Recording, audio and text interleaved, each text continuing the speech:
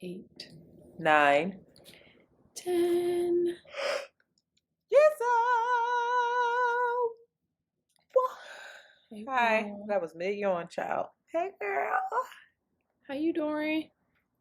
Girl, I'm tired now. I'm tired, but I'm here and ready to talk. That's a memoir title if I ever heard one. I'm tired, but I'm here. Amen. Hallelujah. Welcome to another episode of Around the Way Curls. This is Shanti and Antoinette, and we're about to talk to y'all today. The people have been saying that you've been on one lately. I want you to know.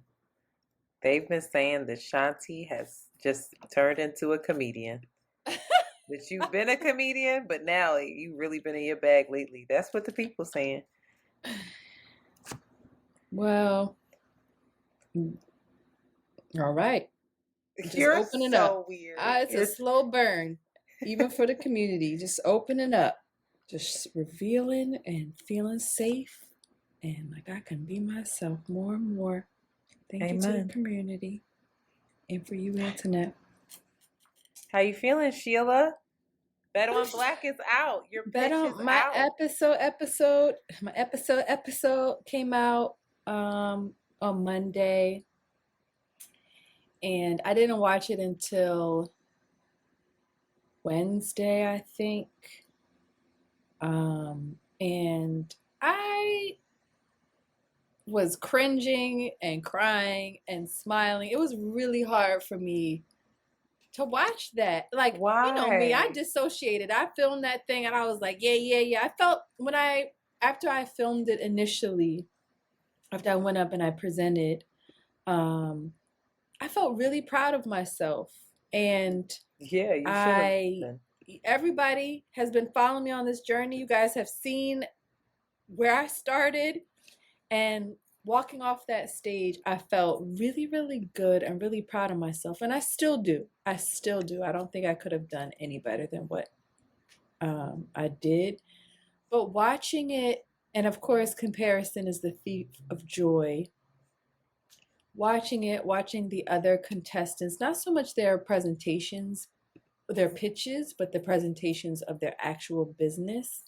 I just saw a lot of holes in mine and things that I've always been aware of, but Tina actually texted me afterwards and was like, Shanti, you did so good. And I was My like, sister? yeah, I was like, Aww. stop talking to me. And she was like, no, you did great. And I was just explaining that, like, the feeling that I felt was embarrassment. I felt so embarrassed. And she was like, no, it's more of a vulnerability hangover. And I was like, oh yes, that's what it was. It just felt like Tina. So seen in a way, for the good and the bad. And I just, that's not my comfort zone. I know, that's not your jam. But also feeling like, yeah, I think I'm going through stages. And so I have days where, like, you did that, you did good. You did the best that you could. Your areas of growth. I don't like the way they edited it, though. I'm going to be completely honest. Okay. I don't like the way they edited it. I think because the way that I pitched was built, like everything was built on the next thing, that if you chop that up, then it feels disjointed. I heard your pitch and I was like, was that the full pitch? It yeah, wasn't, right? So, and they didn't show the full pitch, of course. Yeah. And my pace felt really much faster than everybody else's pace. And mine felt more pitchy than everybody else's, where everybody else felt like they were just coming up there and like chopping it up and was relaxed. And I felt the anxiety in my pitch read through more than the other folks. And that's my first time pitching. But also the way one of the judges told me that you had the best pitch. Just saying. Yeah. Interesting. They said that your pitch was the most together and that you had a clear answer for every question. That's what they had said to me. Shout out to the judges. Melody Gatewood Hall, she is the Target merchandising representative. Van Lathan, Bun B from UGK, Pinky Cole from Slutty Vegan, and the very beautiful and fun and warm and kind Danielle Young and Dustin, who were the hosts and co-hosts for the evening. They were really wonderful to be around, and like familiar faces. It was also just so dope because I didn't know who the judges were before we, had to be in front of them. And I didn't know where all the hosts were. I knew that Dustin might be returning, but it was just really it felt really familiar in a way. You knew half the people there. You knew Yeah, Danielle, just like right? black folks is just like black Yeah. folks in entertainment creative doing, it's just a small world. It's just very small. So I was like, oh, I know you. Yeah, I know. Yeah, Danielle is, I love her. I love her very much. I love her energy. I admire her so much. It felt good. It felt good to be amongst them. It felt really good. Again, my competition, quote unquote, the other businesses, I have nothing but love for them. I think they did incredible jobs up there. Shout out to Brooklyn T, who were the winners, Jamila Wright and Alfonso Wright. Who were the winners? Or the folks that won that okay. What do you call that? That round, if you will. The Brooklyn T. And they have businesses in Brooklyn and Atlanta. Such a small world. That's Tina and Tina's friends, people. Yeah. And we talked about that. So even that was like camaraderie between us. And Chef Diva, who got the second place, is friends with one of the makers from Sable. And like I immediately hit her. Like I saw her earrings on her and I was like, yo, I want this maker in the shop. And then 2 weeks later I reached out to her and had her. So it's just a small world. It was all love in a lot of ways. It was, for this to be my first pitching experience, to be in a space where I felt held and like supported, especially amongst your competition, was like, and to be pitching lovely. On a show, that's a lot. Yeah, that was a lot. That's trial by fire, baby. It's not like my spirit would have it no other way, girl. It's God, not like you're just stepping into a room, a boardroom with 10 other people, 5 other people, and be like, okay. But this was you like going in front of cameras, making sure your glam is together. And I did my own makeup, Antoinette. Nobody did my makeup for that. You did a good job. Now that hat was questionable. Oh, I love that hat. I was like, what in the stewardess? I love that hat. I said, we didn't talk about that hat. I loved it. About that hat. I was gonna do like I wanted your glasses red lip look, and you didn't do it. Those white and black glasses, no, those don't power look. Those don't read well. And I was gonna do the power thing, but that's not my energy. That's not really. Good job by you. You got to be yourself. That's not really. I was gonna do it in the last minute. I changed, and that's not really who I. It was that hat was like a concierge hat. It was tricky. You know the hats cute. That you hate? You know those hats that you like, them stupid monkey hats? It was close to that. You know what I'm talking about? I like my hat. I won't No, be but you know what you get so mad at those hats, and it's so funny because Nigerian men wear them a lot. You know what I'm talking about. She's called them monkey hats, not the. You said the that Aladdin hat. The Aladdin, because Abu wore it, the little concierge hat. I liked it.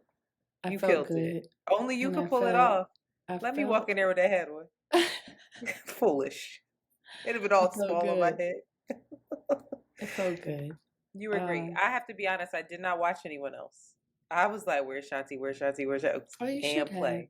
I should have. You're right. But I screen recorded that bitch and posted it, and everybody loves you. Do you feel the love? Yeah. Shout out to everybody that commented and rooting for the kid. Don't count the kid out. That's all I got to say. Don't count the kid out. I may have to go lick my wounds, but... You are impossible not to root for. That's what somebody else has said to me, too. Yeah.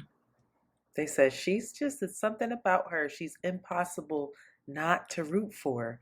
She's too likable. I said, I know. Not too likable. But you're not trying to be likable. That's what's great. Yeah. Well, that's good. Good job by you. That was good. That was good. Look, crying on the internet. Look what you did. Go, girl. And pushing through. pushing through, Mm-mm-mm. doing your thug thizzle. And a God. community held you up, even a community of people that you already knew there. Yeah. Amen. Shout out to Bet on Black. The season's not over. Also, the season's Yeah, not over. you're still in Every there. Monday, 9:30 9:30 Eastern Standard Time, it airs on Revolt TV streaming service, but then you can watch it again on Revolt TV YouTube and on their app the following day, Tuesday at 5:30 Eastern. There's lots of amazing businesses, some folks that I want to stay connected to for a very long time. Keep watching it. Um, and there might be some surprises. So we don't know. Ooh, We just don't know what's gonna happen. you So never just know. keep watching Bet on Black. Shout out to Target. Shout out to Revolt TV. Shout out to Diddy. Ciao. Very good. I went on a date. That's my update. I went on a Things, date. Guan. Well, it was like a date or like a link. I'm not really sure. What's the difference? You know what? A You link have to ask the feels kids. It was very informal. It was like, do you just want to go get a drink? And I was like, okay. It wasn't like, oh, I'm gonna come pick you up, take you out. Oh, But like, right. it still felt like a date, according to my standards. But I was sitting there talking to said date and was just, and shout out to the listener that came over and started chit chatting. Sis Y'all was chatting. got to be stopped. She was cool as shit. And finally, I had to like introduce her, like, "Hi, this is such and such." So I was like, "Girl, you just chatted away. He don't even know nothing about me." So he's looking like, "What is this girl talking about? What are all these things?" And she's like, "Yeah, cause in the blog and in the podcast." And I'm like, "Oh, didn't mention any of this yet, really." But it was cool. But it was so interesting talking to him because our conversation led me to question my relationship with luxury. This is going to be a main topic. I'm still observing it. And I think that you and I are similar in this way, that we don't do nice things for ourselves. And it feels like, for me, I'll speak for myself. Sometimes when I do nice things for myself, if they just seem frivolous and like, then I feel very guilty, or I feel like it's trivial, and I judge it. I'm like, well, you're only doing that because, society says that that's a What do you good mean do thing. nice things for yourself? Because I don't know that that's true, but I don't know what If I it's don't a what you way that I mean. come on here and talk, say something, you just will be like, I don't think so. So I don't understand what you mean by you like don't do buying nice myself. things for your nice. So Like what? it's a big deal for me to go get my nails done now. You know me. I never used to get my nails done. You would do that. You would go get your nails done, and you'd be Not like, no "This is more, something child. that I Times do." has changed. How the tables have turned. Your girl's impoverished. Don't do that. But stuff like that, where I would think, you don't own property yet. You don't this, you don't that. That expense needs to go to something else. Or I would judge other people like, oh, you crying broke, you this, you that. Or you're a mom and you're going and getting your fucking nails done all the time. Does your kid have what they need? Like, because that's what I was brought up. That was the thinking. That's how my mom was.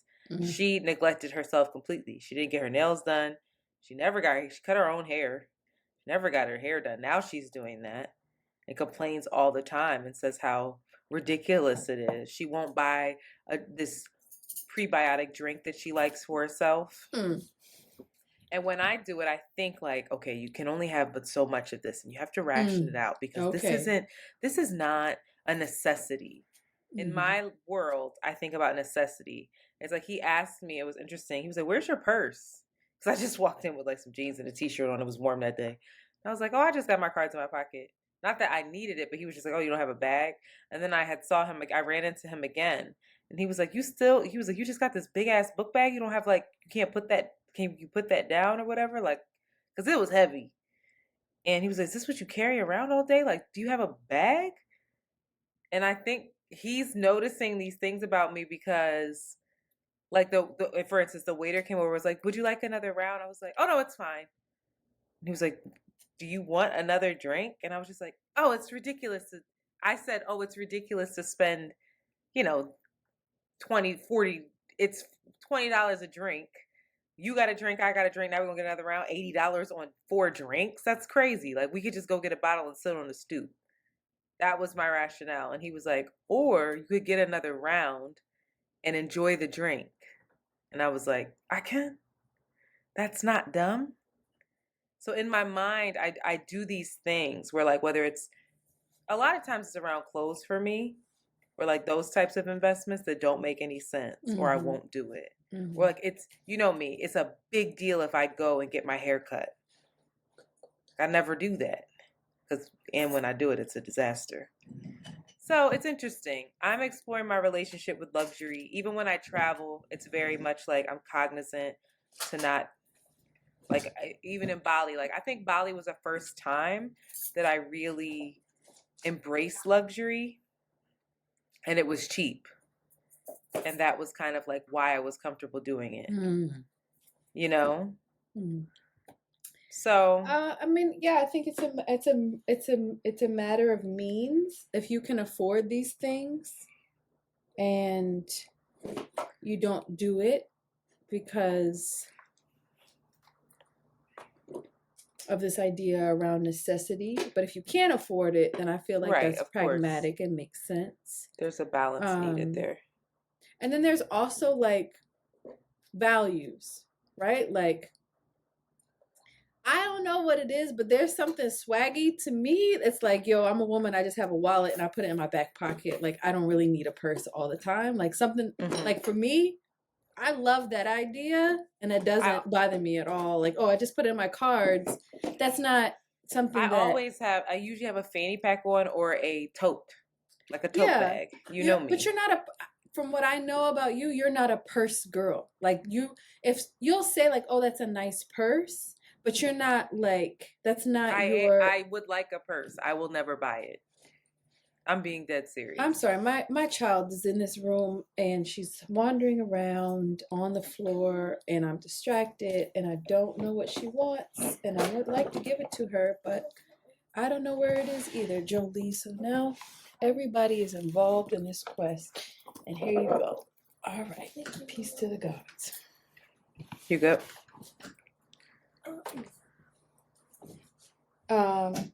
Sorry, I apologize. Thank you all for your yeah, anyway. But I don't know. Anyway, yeah, I don't know. We don't have to go in. We'll do. I want to explore. I'm gonna keep exploring relationships with luxury, but I'd love to hear other people's thoughts on that before we do it. Also, Can't Afford Therapy Season 2 is back. It's out. We hit the ground running. It was a labor of love to get that fucking launch out. Shout out to Savon, shout out to Josh, and definitely shout out to our executive producer, Miss Mandy B, and her entire team over at Full Court Studios. I love your recent marketing, your slides. Each person has a different carousel of all the different memes that was my idea. You like that? I like that very much. I enjoyed People were like, "Oh, Antoinette got another meme account." I was like, "No, y'all not getting no more memes over here too." It takes a lot of curation. But very nice. Very good. Go ahead, girl. Put your leg up. And then also make sure that y'all check out See the Thing Is. I'm on the Halloween episode, and we dressed up like the Powerpuff Girls. I have never seen a Powerpuff Girl episode. Have you? That is, no, I'm too old for that. That's what I'm. That's why you're my life partner. Put some respect on my name, yeah. You're not 37 yet. You old as shit. Damn. No, I'm not. You about to be in my prime, bitch. I'm about to be in my prime. Okay. You fine, yo. Yo. You for real fine. I can't wait to be 40. You heard me? This vagina gonna be popping someday, somehow, maybe. Somebody. I thought sex with you was satisfactory. Well, I enjoy it. I don't know about them. My experience is popping. Okay. What I'm giving them. Tricky. All right. There you go. We should. I love that for you because my experience is satisfactory. From what I For hear, them, it's it's great on popping. them. It's great for them. Nah. Tricky. We need to find that I'm balance, gonna baby. ask them. I wonder what the questions that you need. Like, it's not like, is sex with me good? You have to like ask. I want to know specific things. I keep telling you, should ask during. What do you like? I Does want to know this feel after. good? I ain't having Show sex with me. nobody right currently, so I need to know. Like, I need to hit up the past. Cause like, yo, um, let's do a little rating. Let's do a little averages. What's my No. average score here? I don't know if that's a good idea. It depends on what your relationships are with your exes. I could do that with everybody except for like. You cannot do that with Jolie's father. No, absolutely. Don't even mention him. Don't even. You Not couldn't do here. it with Mellow Yellow either. He probably hurt his feelings. Get him all open again. Let's keep going. He hates me. No, he doesn't. Yeah, he was still probably giving us does. free chicken Anyway, wings. listen, we have to stop talking Okay. about this. If anything we gotta do is shut the fuck up right now, all right? Full disclosure, I had an edible, everybody. And I has a lot of wine, so this is really interesting. And I might start slurring my words. I love it. I love that for us. Back to topic. Girl, what was you talking about though? What? Cartoons or whatever? Nah, I'm done. We already 21 I was minutes in. We gotta keep this. going. You were invested in this? So the Powerpuff Girls, okay, we'll do it. This is the topic that they got your attention? No problem, girlfriend. This dumbass little question. I want to know, since I didn't watch the Powerpuff Girls, and I knew your ass did watch the Powerpuff Girls, what cartoons did you watch growing up? My child. You need to tell her you working right now. She getting me mad. Now, Auntie Antoinette is irritated. I don't know how to undo this. Go put the goddamn Go put her that mask on I bought you and have fun. Animaniacs. Absolutely. Listen, I'm not. You're like about to say the same thing as me, and I'm about to Batman. The animated series, because the artwork, beautiful, in Batman was a kink. I was like, yo, this is fucking. It got you stylized, like fucking Art Deco. Like, what is this? Let me blow your mind. The other night, I couldn't fall asleep, and I found myself watching this. Guess what it's on? It's on HBO. It's on Max. And you was like, yo, they was fucking it up. I was enthralled. They talking about I was like, this is so good. Yeah. And Batman is so fine. He wasn't fine as Bruce Wayne. Batman was fine though. Catwoman, sexy as hell. Ivy? And Ivy? Oh, Poison Ivy. Say her full name. Put some respect on her name. Well, tricky. And even the idea, like they were dealing with capitalism and the unfairness and inequity of healthcare. They were within the first 3 episodes. First of all, he was wildly unethical, but I guess not him. Mr. Freeze. Mr. Freeze was trying to save his wife. That's why he lost his fucking mind. Anyway, y'all got to go back and watch it. Go back and fetch it. Say "Go for a moment, learn your history." The thing about Batman was though, I didn't deep dive into the world of it. I love the artwork. Oh, like see, I would just watch it because I would just be like, yo, this is amazing. But Sailor Moon, you never got into Sailor Moon? I watched Sailor Moon. I fuck with Sailor Moon. I have to add, Animaniacs had Pinky and the Brain, but Looney Tunes was my jam too. I really tolerated Looney Tunes. Tiny Toons. Do you remember Tiny Toons? Tiny Toons. It was Looney Tunes, but with the babies. No. Wow. I do remember it, but some shows I just tolerated. I wasn't enthralled, as you would say. I would just be like, I ain't got nothing else to do. We watching it. I appreciated you going back to that because I think you have ignited and brought a lot of people back to their inner child. And I want y'all to sit with that inner child right now. You're on one today. I'm with the shits. You're on one. I love it. What time is it? We are an hour in, and we ain't get to nothing yet. All my life we've been talking. So don't be long with it. Shout out to y'all. Thank you for supporting us. Please rate, review, subscribe, and share. Please comment on Apple Podcasts. I'm seeing the Spotify comments, and they're so dope. That new feature is really cool. Shout out to y'all for doing that. And please continue to. You have no idea how much it helps. I was actually talking to someone influential in the podcast space last week, and they pulled the podcast up, and I watched what they did. The first thing they did was scroll all the way down to the ratings and the comments on Apple. That's the first thing they did, and was scrolling through like, oh, wow, the people really personally are invested in y'all. Like, these comments are specific to you and your friendship. This is great.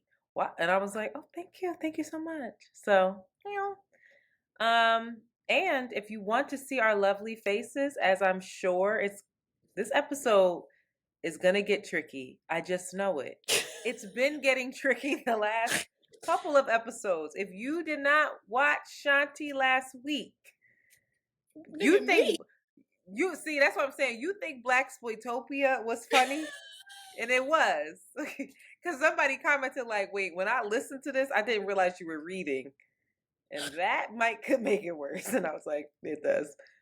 But when and people called about this and said this was the funniest moment. They said, Antoinette, thank you so much for posting that clip. It made me go and get Patreon, because when I brought up that poor man and his issue, his ailment, and you said, how? It was the way you said it. It was from a place of complete concern. It was I know. concern. I didn't Look at you know. Now. Look at you. But it was your face, and then it was me, like, you lost it. I was really trying to keep it together. I kept it together for a bit. No, I said, you said you can't do that. You can't do that. I said no. No.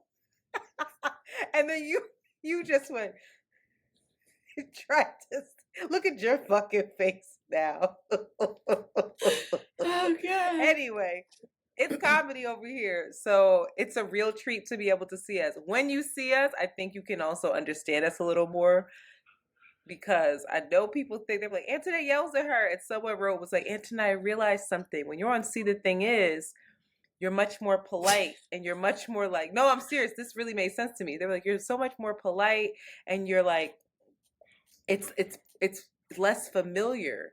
And they were like, watching you and Shanti, it's just like banter with your like sister, so you're just like brrr, and so just a different vibe, but we're getting there. Anyway, all that to say, remember I said don't be long-winded? Okay, shout out to the new Patreon. Listen, shout out to the new Patreon. Shout out to the new... God damn. Shout out to the new patrons, Tiana, Patrice, Shamara, Shani, or Shane. No, because she has that. Shanae. Is that how you say that? Shane. All right. Shanae. I'm sure it's Shanae. Marvin, Deborah, and A. Fields. Thank you for your Thank y'all. You know who you are. All right, let's take a break. After these messages, we'll be right back. Boop. I am inebriated. Keep drinking. I don't think I should. No, I'm going to finish this, and then I'm going to stop. Because your girl... Ready? You know me, I'm about to have to read. They're still discovering the podcast. My dad discovered my TikTok. You have a TikTok? Sable has a TikTok. I don't have a TikTok. So you got a TikTok because you were Sable. Yeah, he was like, I saw your TikTok. And I was like, oh shit. It's a matter of time that my dad realizes around those curls. And my mom already. She listens? She said, boo.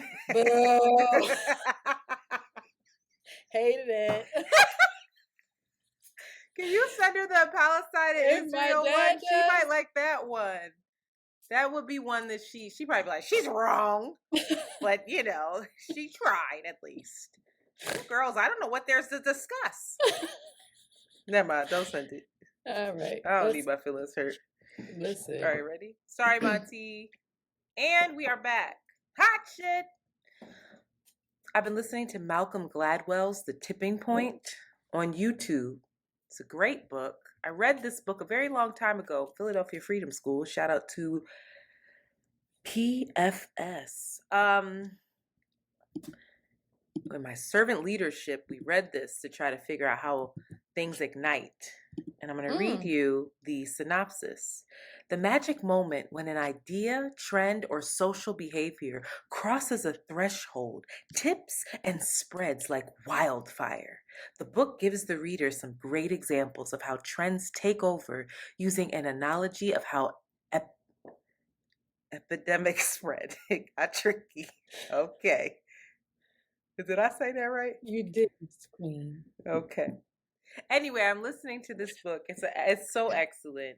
It's absolutely free. Shout out to the people who are stealing art and making it accessible to all those. I really started reading again because you have ruined my my ability to feel hopeful when it comes the way that you to projected that on me. Wait, what? Wild. You ruined it. And so now I don't know what to do. I don't know where to find my hope and to find my strength to want to ignite change and I'm cause. glad it's not in the Democratic Party, but that's good. Well, I'm going to say I really don't know what the fuck I'm going to do next year when I have to vote for Joe Biden, because Joe Biden will be the nominee, and I need to consider domestic purposes and domestic needs. But Jesus, how do I do it? And how do I encourage everyone else to? Because you know I'll find my way back there, with the caveat of also we have to figure out a way to burn this down while we're still maintaining our healthcare coverage and possibly eliminating student debt, hopefully. Anyway, it's my update. Malcolm Gladwell, The Tipping Point. I can't wait for how this comes full circle. Shout out to Mustafa. I discovered this music artist by way of Worcestershire who has been Worcester only posts on her Instagram once a year, and it's very cryptic and artsy, and I love it for her. But since Palestine has been since the genocide of Palestine, she has been very, very active. And she shared recently this artist, Mustafa. He is a poet. His music name is Mustafa, but he's known as Mustafa the poet. He's from Toronto. He's Sudanese. And he reminds me of like a black Sufjan Stevens. And he's like, folksy. He's like a folksy, playing a guitar, making his beautiful, beautiful lyrics, just heartfelt, sad music that makes you have all the feelings. And that's a kink for me. As much as I hate spoken word, I really do love good poetry. Good spoken word? Yeah, like I like to read it more than I like to hear the poet say it. And he's definitely in that vein. He cute too. Like I had to objectify him, and I apologize for that. But I was just like, "Oh, Is that saying like somebody's cute, objectifying them?" I don't know. I just like romanticized him in our future a little bit.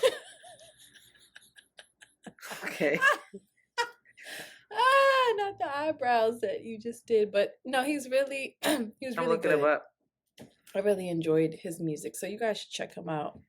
And I also just wanted to follow up on something that we briefly touched on last week, just to offer some folks and myself some information and some resources to do what you want on BDS, which is the Boycott, Divestment and Sanctions led movement in terms of boycotting and kind of debilitating economically the Israel occupation in Palestine. And it is a Palestinian-led movement for freedom, justice, and equality. And I did a little bit of deep diving, and I'd just be saying shit, but I did some research and just dived a little bit deeper into tentacles and the deep, deep roots and the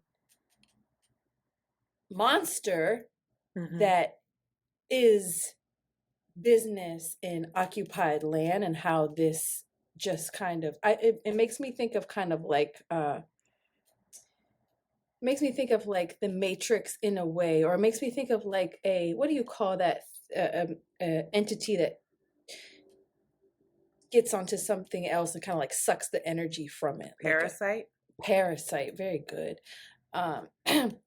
Where these Israeli companies, you know, by international law, the land of Palestine is not supposed to be Israel's. It's not given to them, but these Israeli companies go into Palestinian land, they take their homes, they remove them, and then they still are doing this. I mean, and having settlements in the West Bank.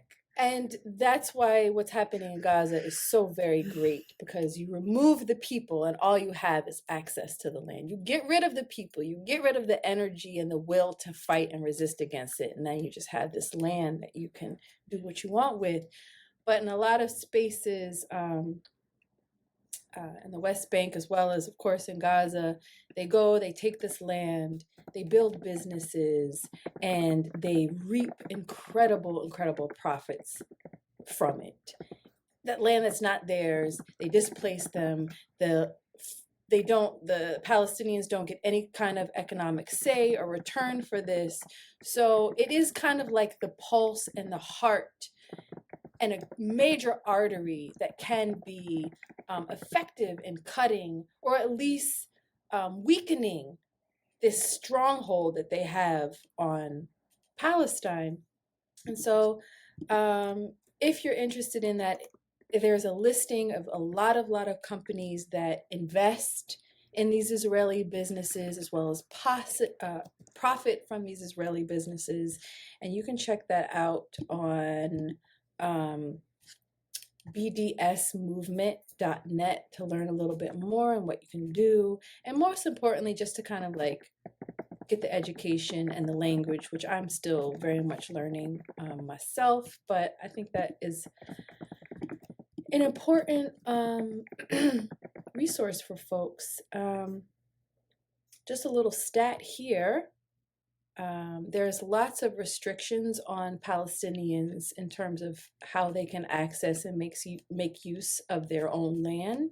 And it says that, meanwhile, discrimination, Israeli restrictions on Palestinian access to resources such as farmland and water in the West Bank cost the Palestinian economy more than $700 million each year, according to the World Bank. This hinders Palestinian economic progress. In 2013, the World Bank, and that's 2013, inflation, I can't even imagine what the number is now. In 2013, the World Bank estimated that the occupation of Israel and Palestine cost the Palestinian economy about $3.4 billion per year. So a parasite is a kind thing to say about the way that they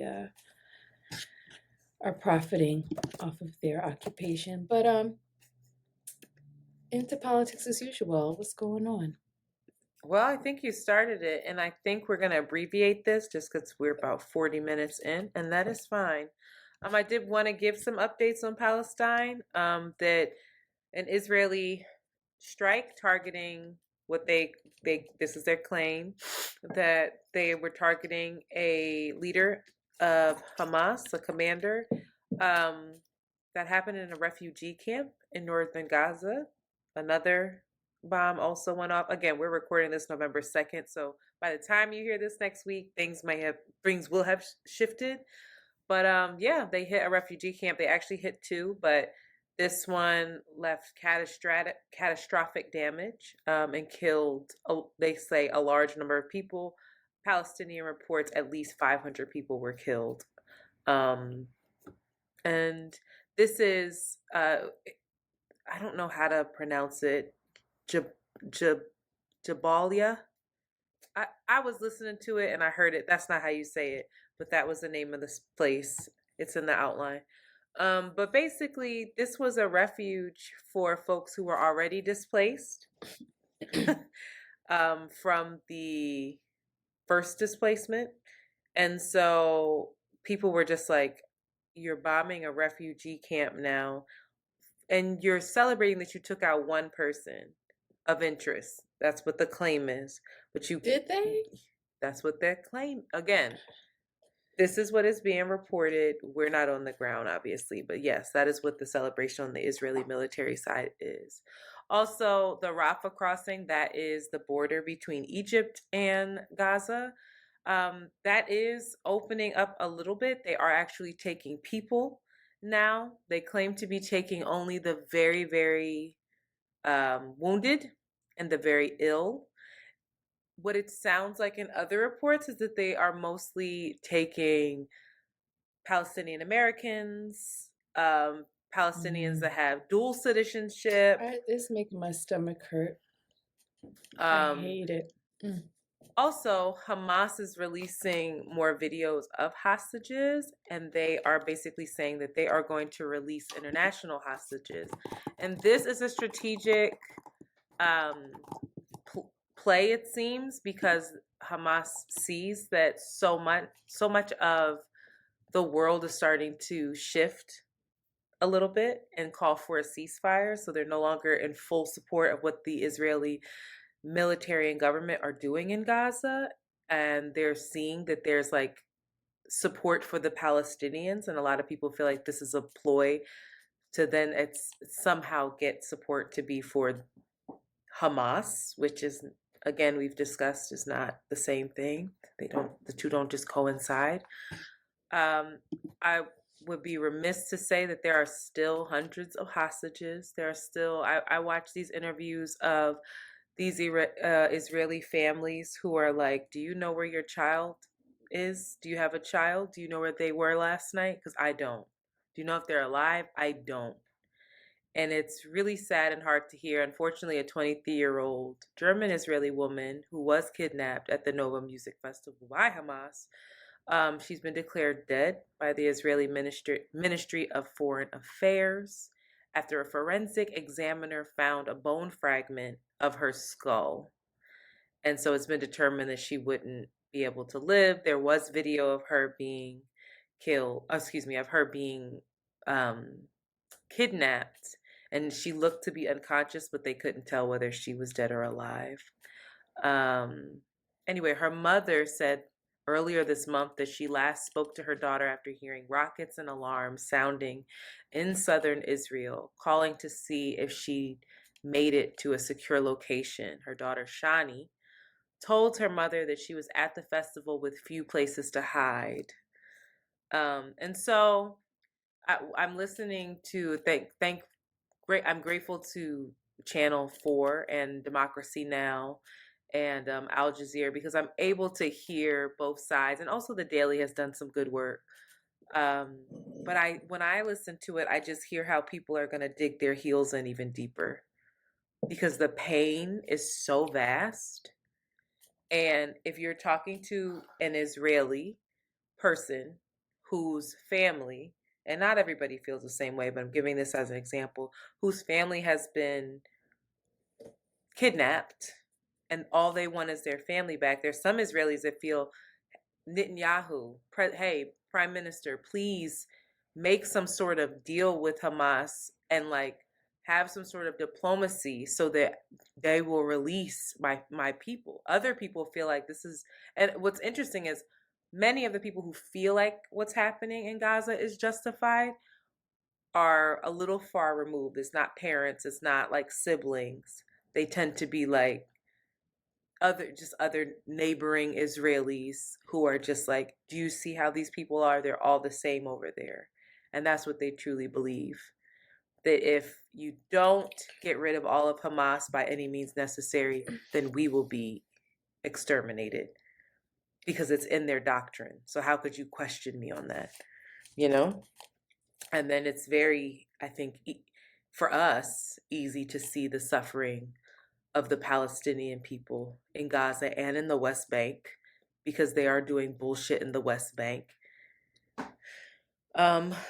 Yeah. So I'm just like, I I can't imagine how. I can't imagine it happening, but I can't imagine how you get everyone to be able to see the other side if you don't already. I don't see how these events shift.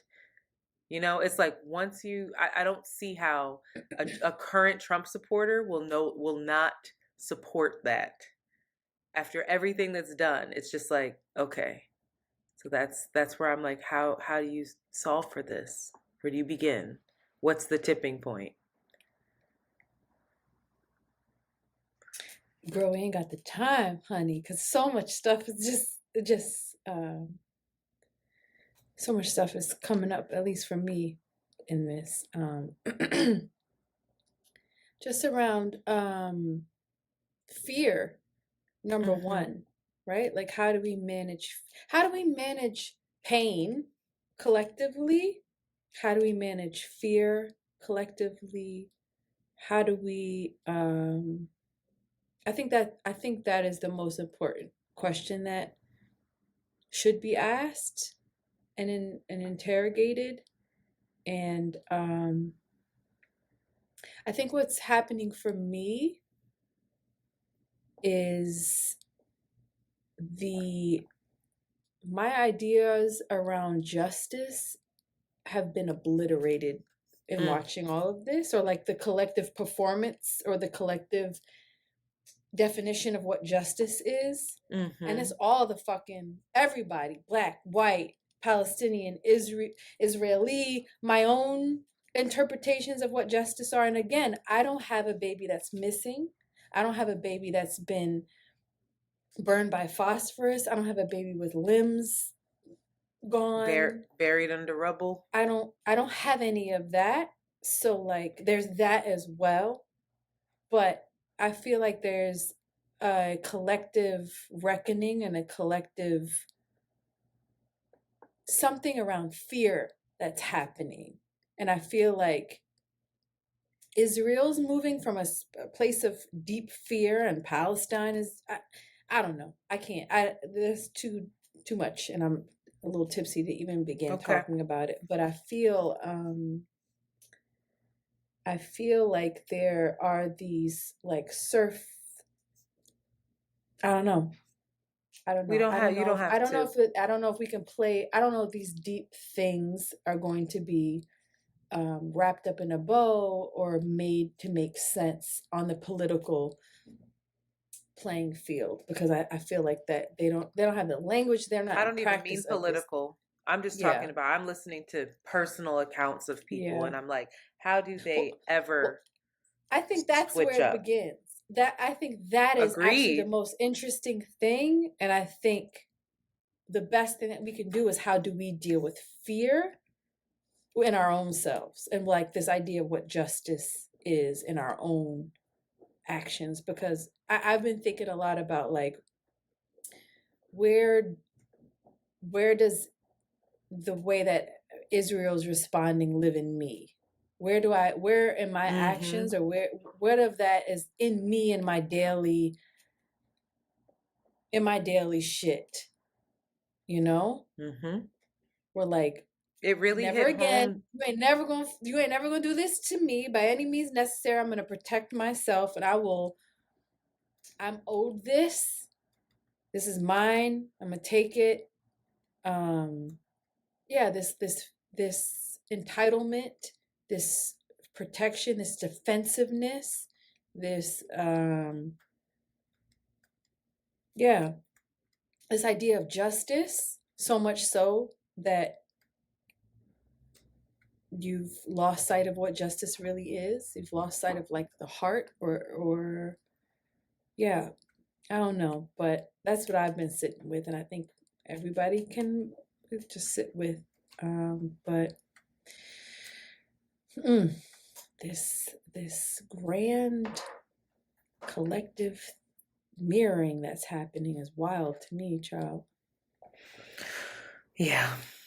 Well, things that we can't discuss due to time, but that I think it would be fruitful for you to look out for. one is to watch the United States tensions. Here, there's a lot of reports of anti-Semitism and a lot of coverage of anti-Semitism. Yeah. Cornell University is one example where Patrick Dye, he's 21 years old. He's a junior at the school, and he's been federally charged because he was posting threats to kill Jewish folks on his campus. He was Jewish? No. Oh. Why would he be Jewish? I didn't hear what you said. I apologize. No, he's threatening Jewish folks on campus. Mm-hmm. You also have Joseph Kubas, who was charged with murder. And this is where I want to be clear. It's not just anti-Semitism. Islamophobia is not being discussed at all, or not being covered, I think, at all, where that poor child was killed. Joseph Kuzba, that's the asshole who actually murdered. He's not allegedly, right? He's not pleading not guilty, but there's a wild amount of evidence. I don't know how to say that little boy's name. He's 6 years old, Waida Al-Fayoumi, and wounding his mother. Lots of stuff to pay attention to. Lots of, I think, exactly what Shanti said. You got to think about what's coming up for you and how you embody some of this fear and angst and anger and need for, I don't even know if it's justice, but revenge and vengeance. In other news, Joseph Biden is narrowing his student debt relief program, the asks at least.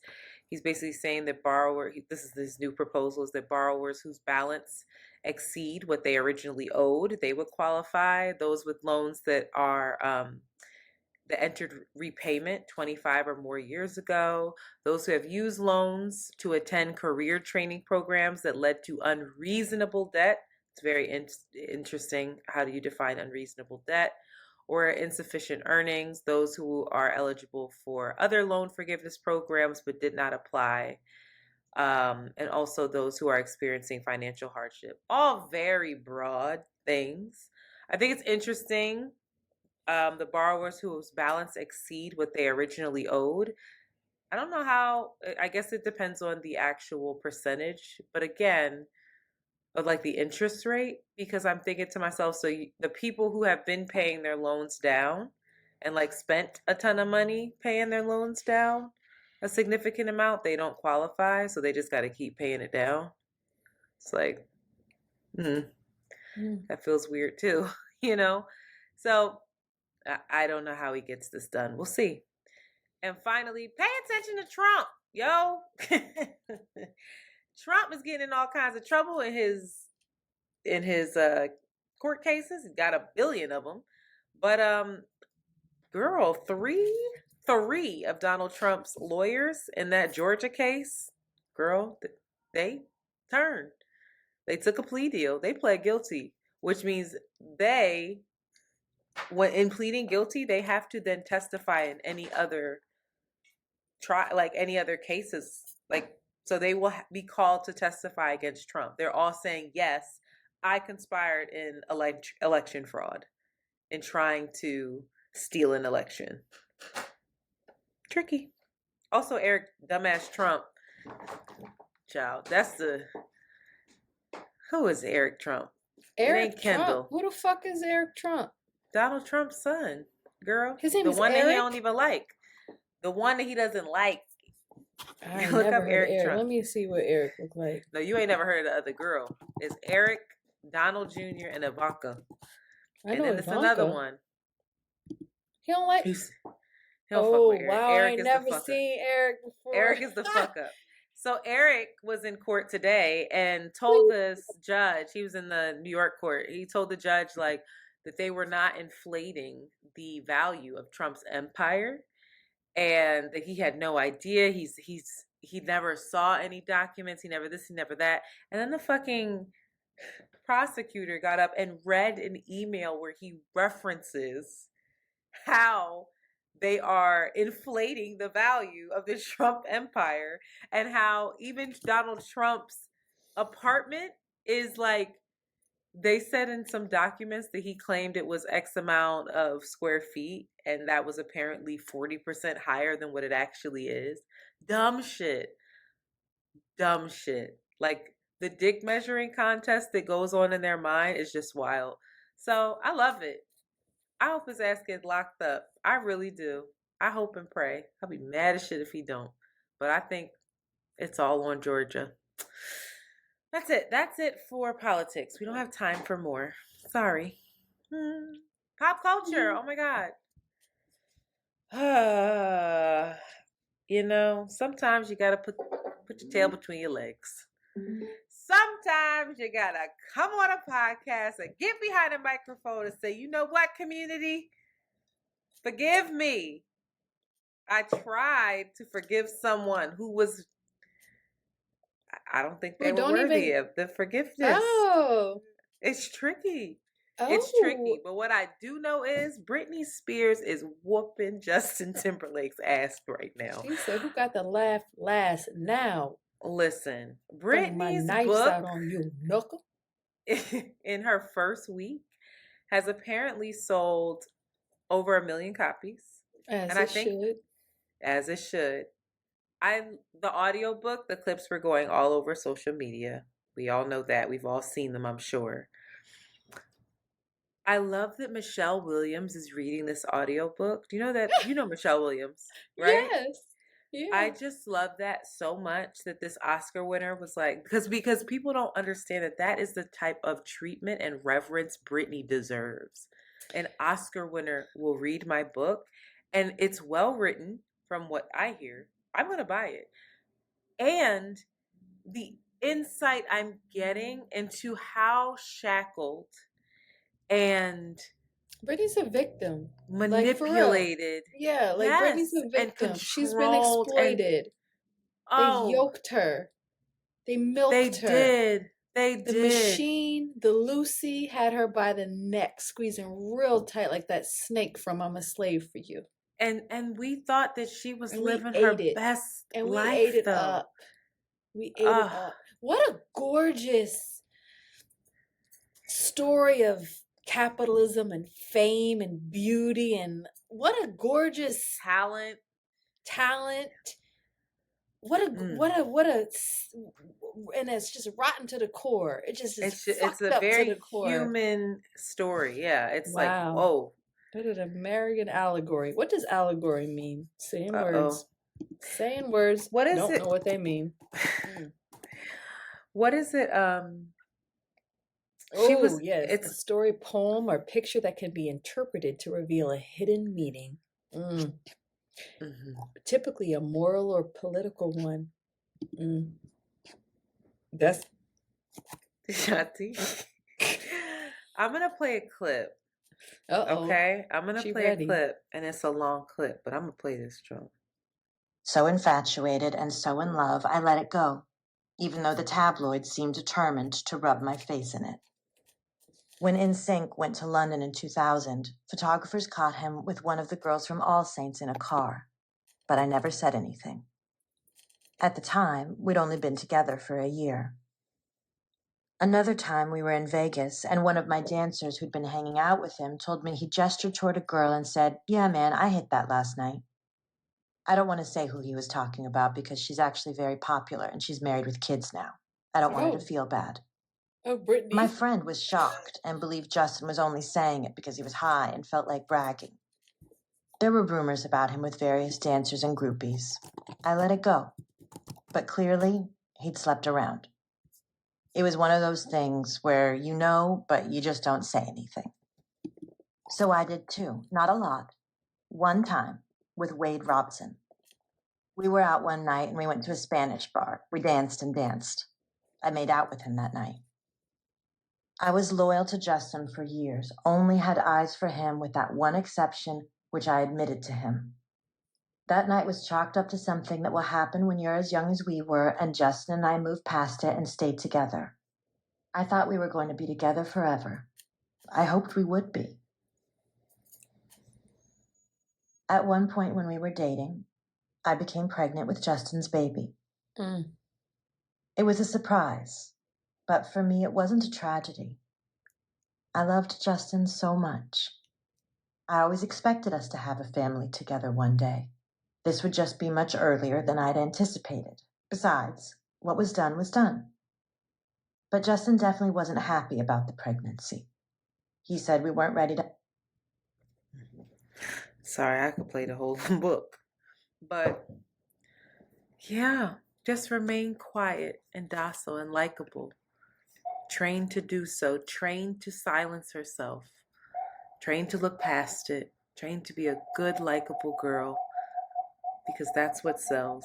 And that's what's safe. It's just like, oh, Britney. And Michelle's delivering it in such a beautiful way. Oh, she is. The beats, the pauses, so it really sits. You can't just skim through that. You almost need Michelle to read it. I feel like Jessica Biel's oh, I know. experience with Justin is even far more. How do you know? Wait, what? We were going somewhere else. You know Jessica Biel's his wife, right? Of course. He's had multiple. Yeah, one affair, one thing where he was caught holding somebody's hand. He said, either way, who knows? That was you're one. The gossip girl. You're gossip. That was one that we know about. But he said that he did not sleep with her. Are you protecting Justin or no, not? I want us to not get sued, but because you just be saying Shanti facts. Shanti facts are tricky sometimes. Jessica, girl, you need your lemonade moment, girl. Let it out. She need her lemonade moment because I know she had babies by this man. And I don't think he's really changed because he ain't never been accountable for nan shit that he's ever done. Damn, Justin. Still like his music a lot. That shit still takes me places. It still deepens. And I ride and I go places. Tricky. But yeah, I'm here for, I want Britney to get free. And unfortunately, I don't know if I don't know if she's okay. She's not.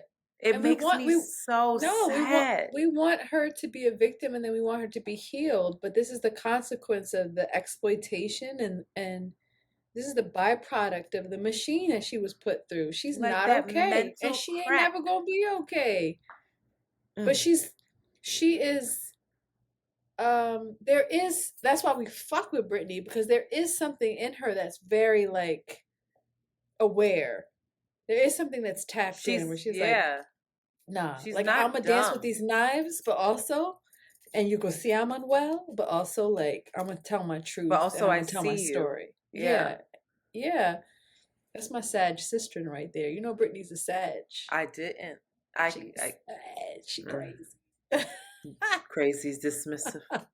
I was gonna talk about Matthew Perry and this is so addiction. Important, though. I can't do it. I'm so sorry. Next week we can go into this. You should not be drunk and then high and do that. But I really would love for you to, because that was. No, I can't do it. I don't have the emotional capacity. And for everybody in my life, or who's listening, right now I am navigating like being in a very close relationship with someone who's struggling with an addiction, and I don't have it in me today to talk about. Yeah, I can't do it.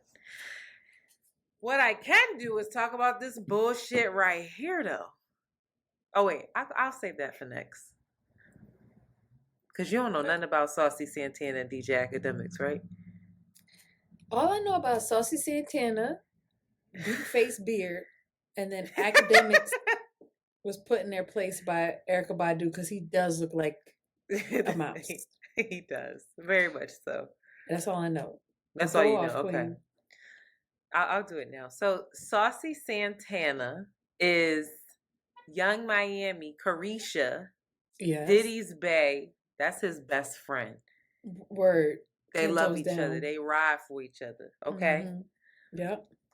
Now, DJ Academics has had Carisha's name in his mouth and the City Girl's name in his mouth because he's just a bitch.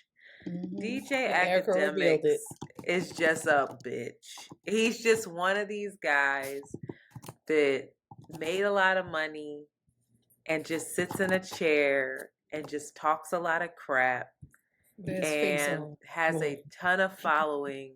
He's like the Drake of this Drake shit. caught us straight. Blah, but blah, he is. blah. He's like just corny. Just a lane breeding another lane. You know? No, that's who he is. I'm sorry. I just love that for you. You fucked it up. Okay. Yeah. So this motherfucker has had he be having a lot of people naming his mouth. He talks about the City Girls. I don't know if you know this. The City Girls dropped the album maybe like by this time this comes out like 2.5 weeks ago. Okay. And it sold like 10,000 copies. Nobody knew that this album was coming out. I didn't. And so they wrote nobody. It wasn't marketed. And so they were on the Breakfast Club talking about it like, yeah, you know, our album wasn't marketed, so this is what we learned. This is this. Like they kept it a buck. They addressed the fact that it didn't sell. Whatever. He was just on there like City Girls is over.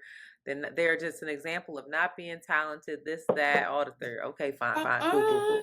But he also has talked about young Miami a lot.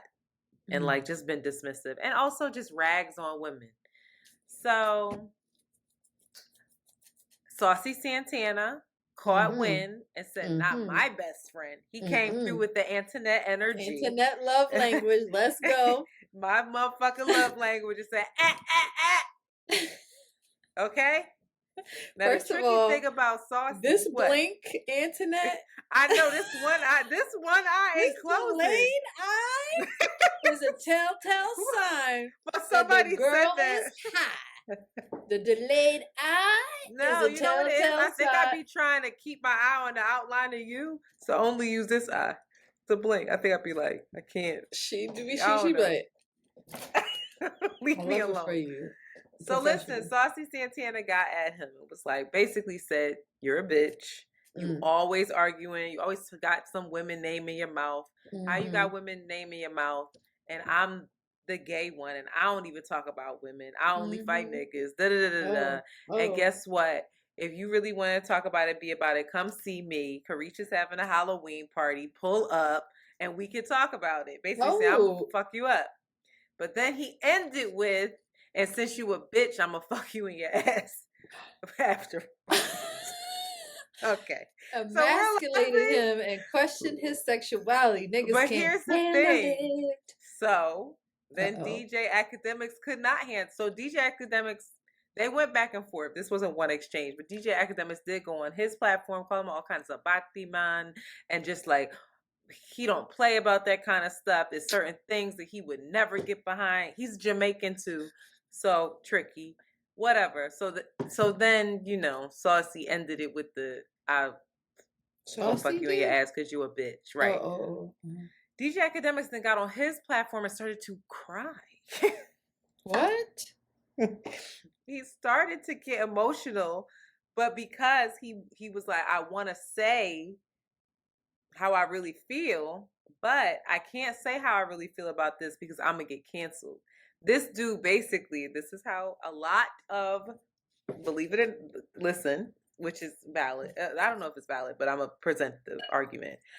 He feels like just because this dude is gay, he can get away with saying he's gonna fuck me in my ass after he wins this fight, which is basically rape. And you're playing into the stereotype of, you know, bitches fuck, you know, gay people doing this and that, and because I'm acting like a woman, that somehow means that, you know, the whole thing. And then he said, basically, I can't respond the way I want to respond because if I do fight him, if I do fuck him up, if I do get on my platform and say the dreaded F word and all that kinds of stuff, then he's going to be canceled. YouTube's going to cancel his, you know, say that demonetize his platform. So he feels like, you know, Saucy is this protected person within the LGBTQIA community, and he's somehow not. It's just, I'll let you respond because won't say how I feel. This prompted the queen. Okay. What'd she say? Do you know what queen I'm talking about? Latifah? Queen Latifah, Dana herself, Dana, I never Unproblematic knew that Dana. woman's name until today. I forgot. I heard it once and then I forgot, and then you reminded me, and now You're I'm back. welcome. You're welcome. You're back. Dana, what? Dana, what? What's What? her name? Oh, I don't know her last name. Latifah's a made-up name. This feels like something you could easily Google. What are you saying? I don't know what that point. Google of that it yourself. Dana Owens. Tricky. All right, we going to ignore that. But Queen Latifah, Dana Owens. She picked Latifah. Came up. Leave her alone. She came up from under whatever hair dryer she was under, minding her business. Whatever like silk wrap that's she what I'm had saying. going on. She Baby took girl. that black wrapping off and said, Hold on. She said, and she just reposted, it's crazy to me how DJ Academics is crying scared to say anything to Saucy Santana because he's a gay man and he's scared of getting canceled. But DJ Academics has said some of the most outlandish, vile, disrespectful, and demeaning things to Black women with absolutely no fear whatsoever. Brings me to Malcolm X's quote: the most disrespected, unprotected, and neglected person is drop the Black the ether woman. beat. So here's the deal. I think there's a lot to discuss here. One, I'd love to see Saucy Santana and DJ Academics fight. And I believe that Saucy will fuck him up. Okay? Saucy built like Saucy is about to be a linebacker. Saucy has body. Saucy don't play. Listen, I would love to see it. Also, I think it's interesting the conversation around. I'm serious. It's interesting the conversation around whether or not DJ Academics has a point.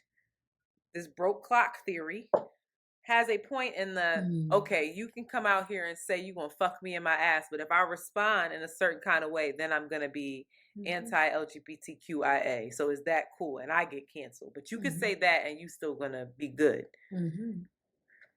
Okay. And then it's also interesting that Queen Latifah noted, wow, it's so interesting that you're running around here crying because you're afraid of being canceled by this community, but there's no repercussion for the outlandish shit that you say about Black women every fucking day. That's why you're in this position right now. That's why Saucy came at you and said, you always got a woman's name in your fucking mouth. Yeah. What are your thoughts? Lames breeding lames. I love the beckoning of holding multiple truths at once. I love how you set that up. You're welcome, Queen. Academic, I don't know nothing about this nigga, so I'm sorely unqualified. But he doesn't feel like he's an honest person. Or a self-aware person. No, yeah, it doesn't feel like he just doesn't feel like he's honest. Like, what's that nigga name? What's his name that's always saying problematic shit? Bootsy? Boosie. Boosie is honest. I believe there's something Boosie about him believes every word he says. Yeah, there's something about him that feels honest, right? And like authentic. He's problematic and he's terrible, dangerous. I'm not in any way exalting him or like making him a form of some type of deity that you should aspire to, but Academics feel so, what's his name? Academics? He feels so weak. Weak. He just feels weak. He feels scared. He feels fearful. Oh, going back to fear. He feels fearful. What do you do when you're rooted in fear? You do any fucking thing. You're dangerous in a different kind of way. He just feels really like you're dangerous, but you're also wildly frustrating because it's transparent and we can see. Yeah, we can see that you're inauthentic. You can see how weak he is. And Erykah Badu said that shit. Yeah. When Erykah Badu was like, you look like a little fucking mouse, nigga. Like, and how upset he got by that. It revealed so much. He just feels really weak and like not even worth interrogating in a way. Like you're not even worth it. But that's dangerous because those kind of niggas reap a lot of danger. What? That's dangerous. Wait, say that again. They're dangerous, and those are the type of people that harm, like physically. You know, he's in this wide, large public spectrum, but like when it comes to that same sense of feeling lost, feeling confused, feeling vulnerable, feeling whatever he's feeling, that's really dangerous. And I think that is what puts a lot of queer trans folks at risks in a lot of ways. So it's like not anything to like be like, ha ha ha, you right. weak, but it's like also you weak, but then you compensate your weakness in a way that's really dangerous. And like, how the fuck do we deal with the academics? Because I feel like this is a platform. He has a platform for us to like, I don't know, collectively figure that out. I don't know. Those were great points. Yeah, what's good with you, bro? What's good with you? That's the problem. Nothing's good with them. Nothing's good with them? I'm saying like if you are moving in the world in that way, what could possibly be good with you? Like really good with you. If you and I struggle to go to sleep, to put our heads on the pillow at night sometimes, imagine. He ain't sleeping soundly. He's just not. But so then what's like the deep hurt and the confused? He feels confused. He feels bewildered. Like what I get from him is like lost and bewildered, young, and then very young energy. Like he's not in his. Well, he's 35 years old. He's 35. Yeah, like it feels like really young boy, like young child energy. Like something happened to you when you were 5, 6, 7. Like you all right? Okay. And what does it say about us that he has such a large platform, that's what we want to see, that's what we want to consume? Questions that need answers. What does it say? I don't know. He taps into the. I was about to say a bad word, but I'm gonna say it because and not in the word of. Not me. Not Are you me. Googling words? This moment, perpetuating what he had said. Please, Jesus. In its truest form, like the retarded, like you have been trapped and frozen in this retroactive space. Not in the space not of like, dismissive. Like you have been stunted. Actually delayed. You're stunted. Yeah, you're actually delayed in something. You cannot move forward until you deal with it. You're released in this way. The meta. God is good. Keep beating your chest, DJ Academics. Keep beating your chest, pounding your fists on the wall until somebody says, "Do you need help?" Look at this nigga's face and see, like, of course you can. All right? Something's not growing with you. Something's not growing with you. You good? Oh my God, my G, you good? You know they have I guess it's not. What's he look like? He look like a chipmunk. That's why I fuck with like palm readers. That's why I fuck with like iridology. That's why I like fuck with people that you look at somebody and be like, oh, somebody right with you. You fit in the archetype. Shanti, shut up. I fuck with it. I'm like, tell me. Are you done Googling? Because you Googling loud as shit. Can we move on? You still want to? You want to say it? Yet to bring up this man's picture. I've been pressing buttons for so long, and I haven't yet. Can you send me a LinkedIn? Just type in this name.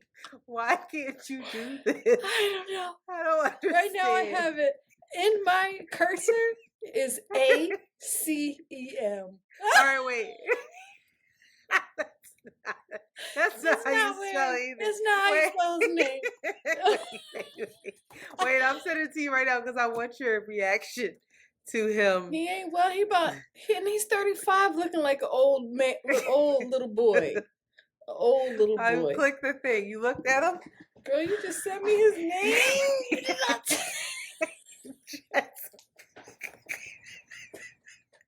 Just Google it. She didn't send me a link or nothing. She just sent me the proper spelling of his name. The fact that you need me to do that. I You can't need do shit. Just fucking like Jesus Christ. He's You need a link. 35. He's Just 35. I told you he was 35. Here, there's a link to Google Images. We need to move on, Shanti. Did you click the link? Yeah, I did. All This right. boy, this sweet baby. God help him. Next up. Nelly and Ashanti are surely enjoying themselves. They're all over the social medias. Ashanti don't wear a lick of makeup around him. She's free. And she's happy. She's cheesing. Like, that girl cheeks hurt. She finna get long-lasting wrinkles with this dude. Her laugh line's coming in. She is happy. He is happy. He's a little more coy than her, which I'm like, you need to be hype. But they were pictured hanging out with Janet Jackson and Jermaine Dupri. Why the fuck is Janet Jackson with Jermaine Dupri? Question numero uno. Did you ain't even watch that Janet doc? Did you watch that Janet doc when he sat there and laughed? That makes me wonder why she's with him. Yeah. He must have. He must have, or she must have. No, we know she got it. Okay? That ain't no question. The fuck you talking about? Janet got it. Okay? But what I'm saying is for him to get her, it must be like, because I'm not getting charm from him. No, he must have some type of something. Or maybe them together, because ain't no way. He might have the Riz and she might have the chick. What are you about something that ain't right with her. That it makes. Are you saying this in a bad way? You're not saying anything. I know. I apologize. He must have the Riz and she must have some type of something that ain't. Like, girl, why are you with him? She said he's either charming. He has it or she is not able to understand how uncompatible they are and how undeserving he is. You don't know nothing about him. We don't know nothing about him. Yes, I have. Okay, say less. But that's not the question. The question, you fucking up the vibe. The question is, I apologize. Is there an ex of yours that you would spin the block with? Why would you ask such a didn't we go in the beginning of this episode we just stopped like doing that? You literally ruined this whole segment. I'm going to answer the question before you just go gloom and doom on me. How many? What? Oh, girl, it could be as many as you want, girl. She said multiple. I'm spinning the block. That can just spin the block. You spin the block and staying, or you just spinning the block? You just inshallah, whatever God wills. That's right. Whatever God wills, inshallah. How many exes you would spin the block with, girl? 2. How many? 2. I know exactly who they are, too. I know exactly who they are. I fucking ghost ride that motherfucker.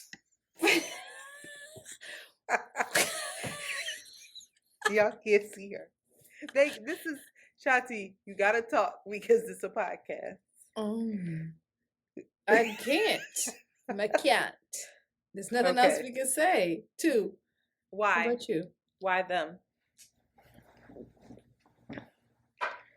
It's really interesting that you asked this because I went somehow or other. I was beckoned to look for old high school journals. In high school, I had to draw. I had to do journals where I drew like 25 pages. And so I was in conversation with someone. I was like, "Oh, da da da da." So I went back, and then in that box where the journal was were all of my photos. And I was like transported back to young Shanti. transported back to young love affairs. And if I were to be completely honest, one was just for the physical compatibility and the safety that I felt. Mm-hmm. It wasn't a space of like growth and expansion, but it was just like, I'm good. Like, we're good. You're good. I'm good. And there was like this physical compatibility and like expansion that could possibly happen. And then another was for both of that. Like, you could take me places on both levels. If life was if our lively circumstances were different, I would go back to that person and see what would. I would circle back. Because it just wasn't nothing but circumstances for us, baby. Oh. I know who that was. That's lovely. Mm-hmm. I wouldn't circle back to any of them for a relationship. None of them. I love Not that for a for relationship. You. I fucking love that for you, and I'm so happy to hear that from the porcelain princesses. I literally opened my phone and looked at a list and said, "The fact that you said a that single one of y'all makes that I would go back to for a relationship." I'm so proud of you, beyond what you could even understand. Wait, are you drunk? Are you serious? No, I'm dead ass. Because there's one person I'm like, this nigga, I fucking, you know how I feel. Oh. But I'm like, the fact that I would go back to him for a relationship? Yeah. No. Mm-hmm. Never. Shout out to you. I would go back to him for sweet. Because sometimes you got to. Now there's a couple people, literally two, that I go back and spin a block. One I do spin a block. And they clean my house. So next topic of conversation. So he shouldn't be on your dead list. He should be on the dead scroll. He shouldn't be on the dead sea He's not on the dead scroll. It's just a scroll of this is where you've scrolled in case you ever need to make an awkward phone call scroll. You understand? Now, something happened. Do we want to talk about this wife thing? Because we're gonna end the show with this joint. There's a wife of an NBA player, and I don't care about this, but I do want to say that I was frustrated by one thing. There's a wife of an NBA player. She went viral because her husband found out she had an OnlyFans, and she didn't even tell him. And she is recording him and his reaction, talking in the camera and just completely disregarding that he's upset because she's too busy trying to get famous. And like this new phenomenon of pulling your phone out and recording your significant other just to exploit them in order to get clicks and likes and views, I think is more concerning, far more concerning than the damn OnlyFans.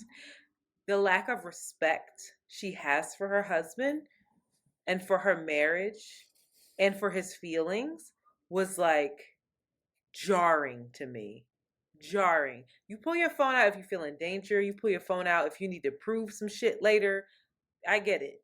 And you don't need to post that everywhere unless you do. Who the fuck knows? But like, that was weird to me.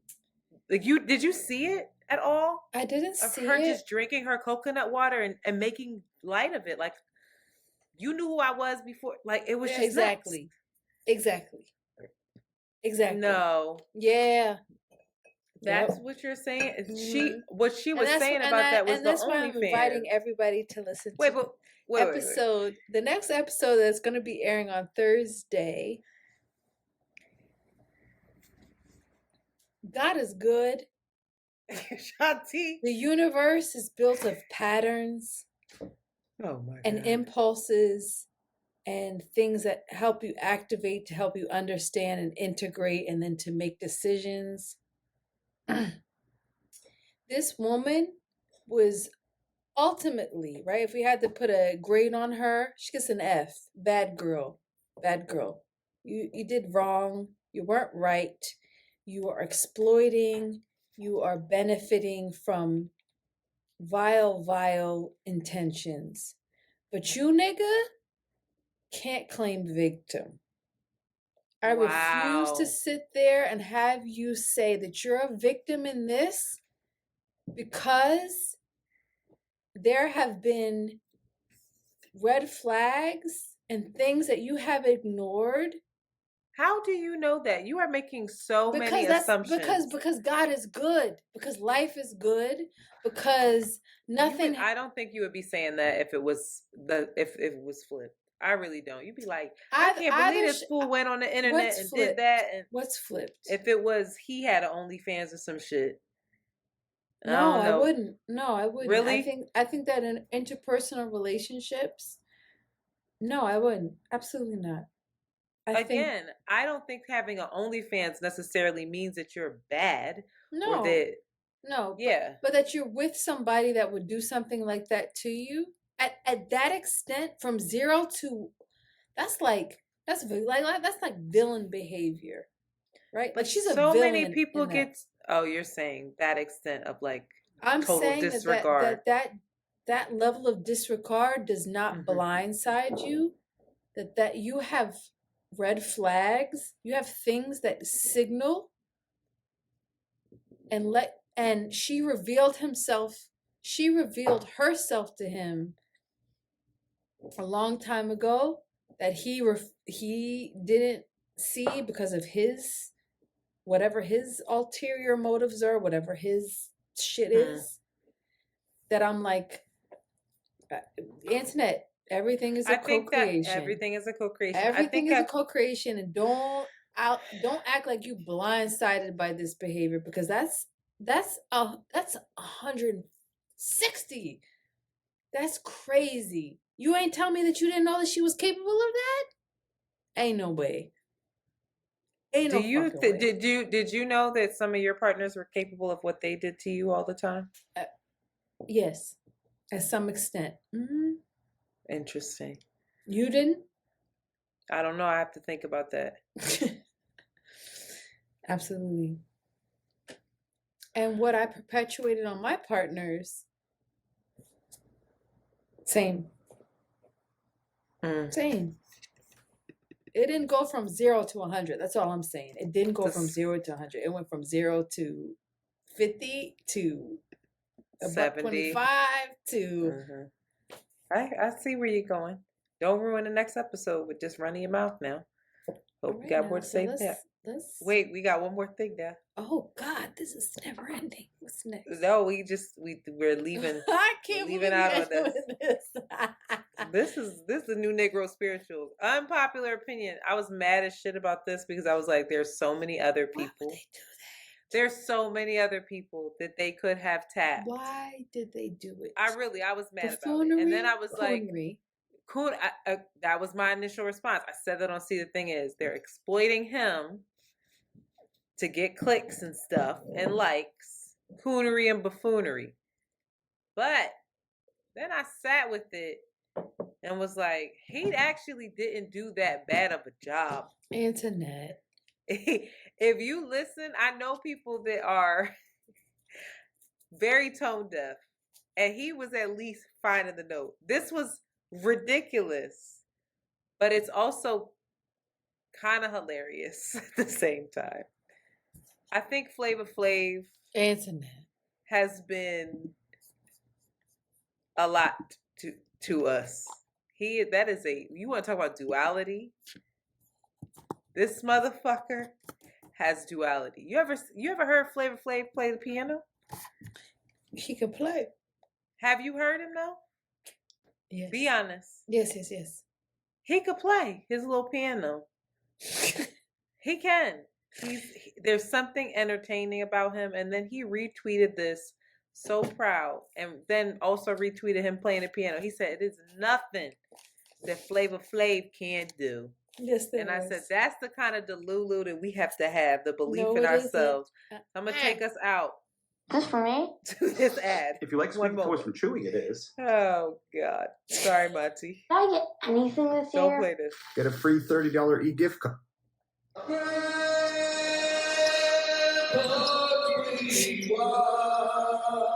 were so gallantly streaming, and the rocket's red flare No. above No. birds stinging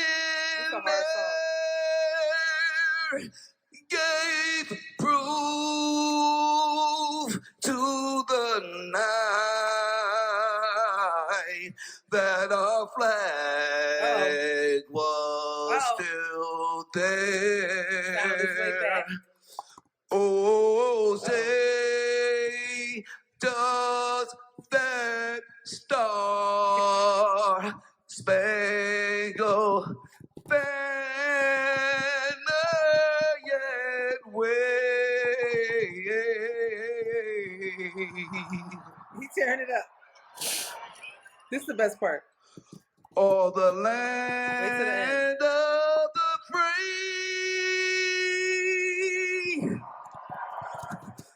and the home of the brave,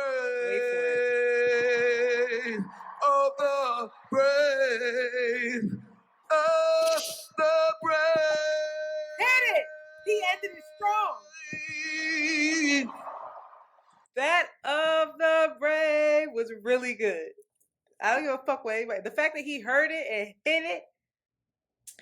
That was not deserving of our 3 minutes, a national attention of 3 minutes. There's so many other people that were deserving of it, and the fact that they chose him proves a deeper conspiracy theory that all of us have been trying to substantiate for decades. Watch out for your fried chicken, the vibrations of your music, because they're trying to catch us. Ashe. Namaste. Hey, baby. We out, y'all. I love you. I love you too. Oh, right on time. 1:36. A king. We made it. Whoa, that We was took long as fuck at the that was time. professional. I think that was one of our best works yet. Really? I I think think you're so. just drunk. You said I'm not gonna have nowhere to drink. I just need a bottle. Like, And then it's gone. you drank a whole bottle. I didn't drink a bottle. I drank a half a bottle. So that's 2 glasses. So I'm still a lady. Ooh, talk to me nice. A lady. I'm a lady. All right. Ready? Oh, let me start this joint. How do you call that? What is that called? What's it called? The Star Spangled? What's it called? What's the name of that song? Star Spangled Banner? Are you talking I'm about dead ass internet. Are you The talking Star about Spangled Banner? What do you call that song? The banner of the Are star? you why are you saying that song? Are you I talking about want to know national what anthem? it's called. What's the name of it? Okay. Another thing you could Google. I don't know why you gotta ask me this kind of What's stuff. it called? The national anthem? It's not called Star Spangled Banner. This is the only Patreon I would get. And it's too. What's wrong with you? Seriously. What's it called? No, you better Google it. I'm not telling you. And then I want you to tell me what that means. What's the... Right now it says rah rah. I wish you could see what I put in here. What's the name of the star? What's the name? Star of Spangled? The United States National Anthem. That's what it's called then. Star Spangled? I don't like that it was spangled. Do you? It's called Deference of Fort M. Henry, first of all. No, it's not. Soon after. All right. The Star Spangled Banner. First of all, spangled is tricky. And spangled is what you could call it. And that makes sense. Because I called it a spangled, not spangled. What the fuck is a spangled? Nobody uses that word, Antoinette. I was Shanti. spangled with Remorse. What the Spangled fuck is is not a spangled mean? verb. Yes, The it is. star- It's called the Spang- Star Spangled Banner, nigga. Yes, it's It's called an that. adjective, dickhead. What's You're wrong not gonna with call you? me. We're not gonna have a Philly fight right now.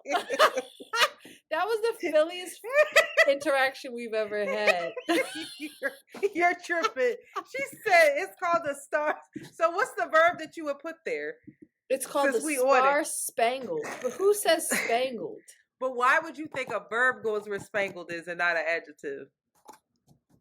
What? The fact that nobody says spangled as a verb. All right, What when does was it spangled written? mean? What When- is spangled? Another Spangled verb. Thing you can Google. It's not a verb, it's an adjective. Covered with spangles or small sparkling objects It's a or lights. transitive verb to set or sprinkle. I get it. Shanti, it's I'm looking It's at literally- Google and it I'm says looking at- spangled.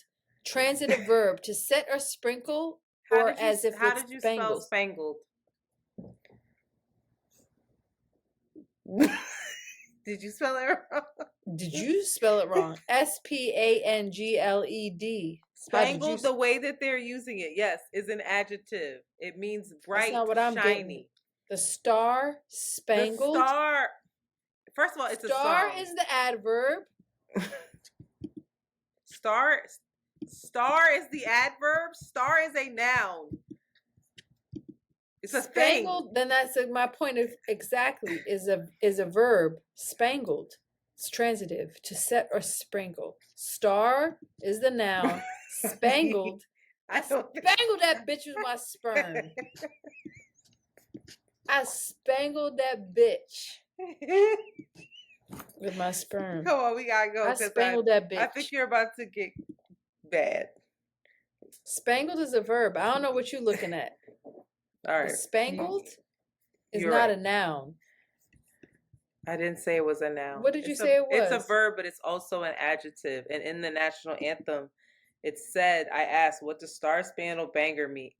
Star Spangled Banner mean? It's saying that it's illustrating the stars that are on the flag. Let's go.